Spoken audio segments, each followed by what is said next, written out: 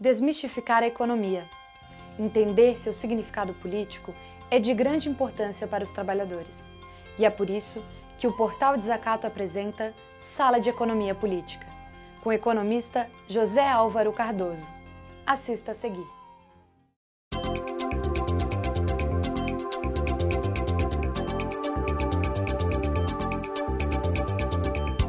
Oi, tudo bem com vocês?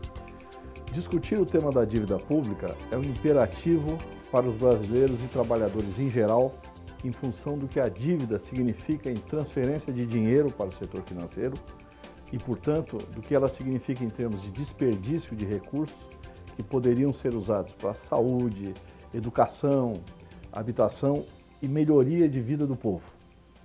O Brasil sofre uma espécie de ditadura da dívida que retira sistematicamente bilhões da área social para levar para o cofre dos credores.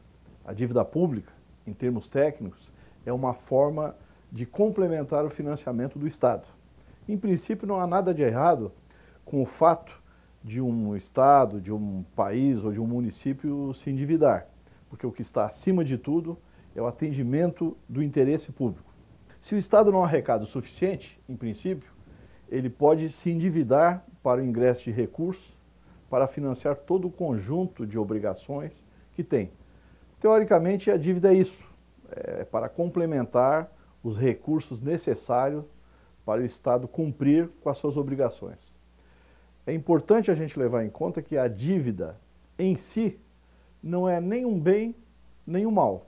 Porém, dependendo da forma como ela é criada e a maneira pela qual ela é transacionada, pode se converter num mal, num bem ou mesmo numa tragédia.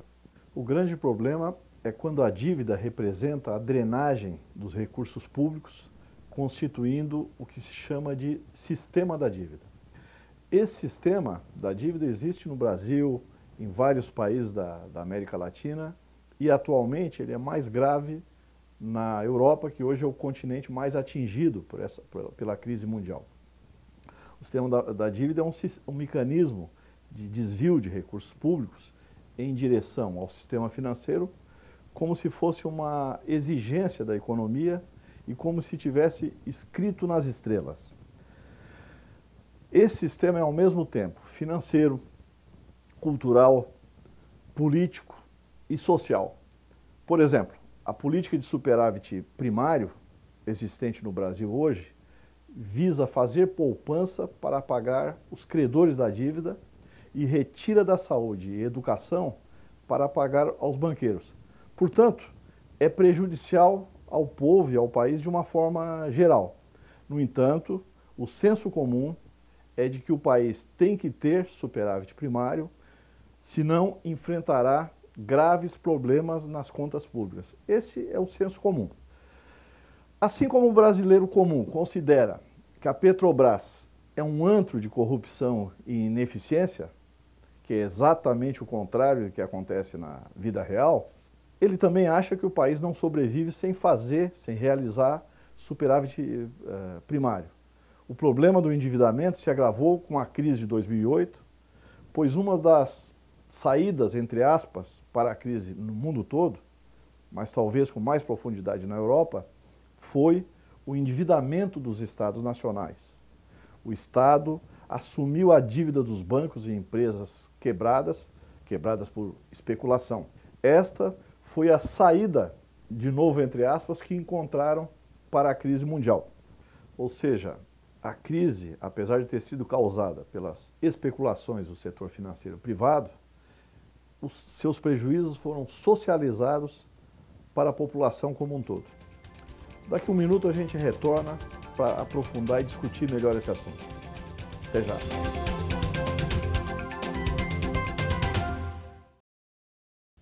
Olá!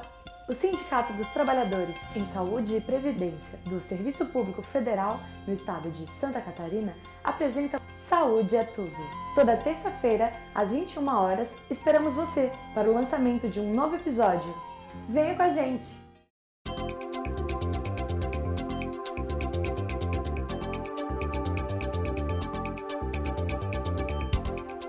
No Brasil, As transferências de dinheiro público para o pagamento da dívida provocam graves consequências sobre o controle da inflação, dos juros, sobre salários, inclusive salários do setor público, sobre renda, programas sociais e assim por diante.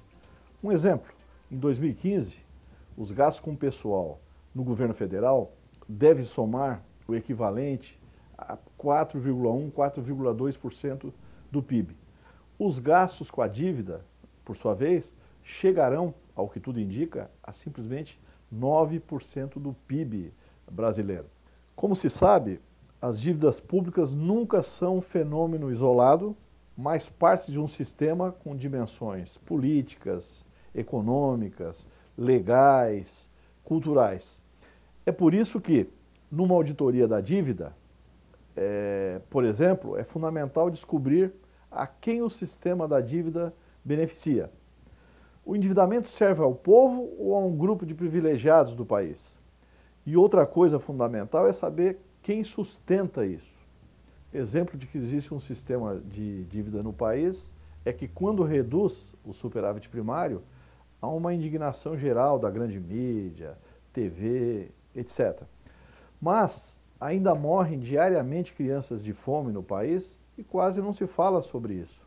Se critica o Bolsa Família, que é um programa social mais eficiente do mundo, com 0,5% do PIB, retira 55 milhões de pessoas do flagelo da fome. A dívida transfere, em média, 7% do PIB para basicamente 20 mil famílias de brasileiros e acha-se perfeitamente normal o fenômeno. Há um evidente conflito que pode surgir entre o gerenciamento da dívida e os direitos humanos e sociais. Quando um governo tem que escolher entre financiar serviços públicos essenciais e pagar sua dívida, ou quando o governo é forçado por seus credores a implementar medidas pesadas de austeridade que trazem profundas consequências negativas para as condições de vida de seus cidadãos. De certa forma, vivemos isto nesse momento. Um exemplo desse conflito é o fato de que o orçamento de 2015 para o Programa de Aceleração do Crescimento, o PAC, é de 65 bilhões de reais. Isso para construir rodovias, ferrovias, aeroportos, portos, hidrovias, investimentos em habitação, defesa, etc. Em contrapartida, nos últimos 12 meses, foram gastos praticamente 400 bilhões de reais, equivalente a quase 7% do PIB, para o pagamento dos serviços da dívida. São quase 6 vezes o orçamento do PAC, que garante infraestrutura praticamente para a vida toda. A Ponte de Laguna, inaugurada recentemente, é outro exemplo. Obra fundamental que vai servir a população brasileira durante um século ou mais, custou 777 milhões de reais. Custo 777 milhões de reais. Esse valor equivale a 0,2%, vou repetir, 0,2% apenas dos juros gastos em 12 meses com a dívida pública brasileira. O programa Minha Casa Minha Vida é outro exemplo. Ele é gigantesco e resolve um problema estrutural do país, que é o déficit habitacional. Em março deste ano, o programa chegou à marca de 3,8 milhões de unidades e desse total, as famílias beneficiadas já receberam 2,1 milhões de moradias, mais 1,6 milhão de casas e apartamentos foram contratados para entrega nos próximos meses e anos. Este deve ser, possivelmente, o maior programa habitacional do mundo. Desde o início do programa, em 2009, foram liberados menos de 140 bilhões de reais em financiamento dos bancos. Menos de 140 bilhões de reais em financiamento dos bancos, principalmente da Caixa Econômica Federal. O governo ainda investiu 114 bilhões em subsídios para famílias de menor renda. Se somarmos os dois gastos, eles não representam 1% do PIB ao ano no período de 2009 para cá, enquanto com a dívida, no mesmo período, irá se transferir 8 ou mais por cento do PIB em média ao ano. Voltamos em 1 minuto para continuar essa discussão.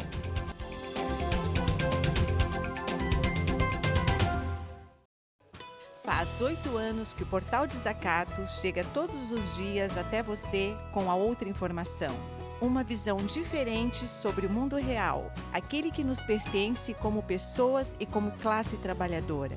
Faz 8 anos que o Desacato trabalha para ser a mídia dos trabalhadores. A realidade dos povos da América Latina, suas origens, seus costumes e suas lutas, estão documentados em Mundanos, todos os meses no Portal Desacato, com a produção e realização de João Gabriel Almeida e Laura Arango, de qualquer lugar da Pátria Grande. Mundanos aparece na sua tela derrubando fronteiras. Mundanos, um documento da nossa América.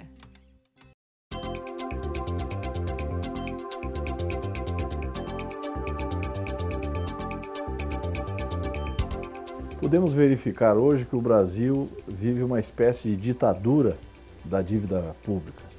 No Brasil, a situação é um pouco mais grave porque existe uma espécie de sistema da dívida. É um sistema que não é apenas econômico, mas também é político, ideológico, cultural e que faz com que uma grande parcela da riqueza produzida no Brasil e uma grande parte do orçamento público seja transferido para o bolso de uma minoria, os chamados credores da dívida pública. Para os telespectadores terem uma ideia, o ajuste fiscal que o governo está promovendo ao longo de 2015 implica numa redução de custos, numa economia de custos na casa dos 70 bilhões de reais economizados em cima da população mais pobre, através de corte de benefícios sociais, através do corte do seguro-desemprego e outras formas de diminuição da renda dos mais pobres.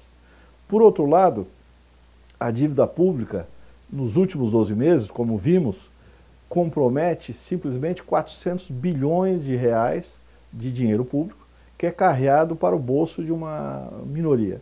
Então, de fato, esse é um problema muito grave no Brasil, que, como a gente falou no início, deve ser enfrentado com muita determinação pelos brasileiros, porque é fundamental.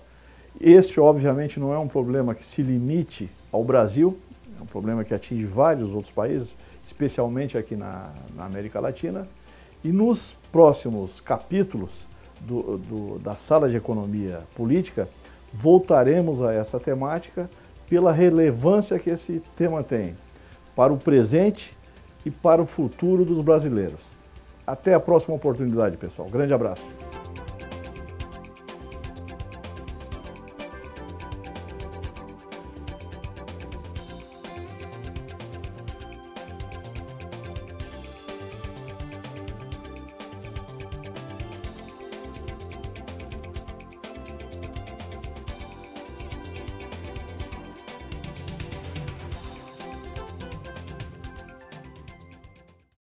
Obrigada por acompanhar a nossa produção. Para conhecer outras realizações da Cooperativa de Produção em Comunicação e Cultura, acesse nosso canal no YouTube Desacato Brasil. Venha junto!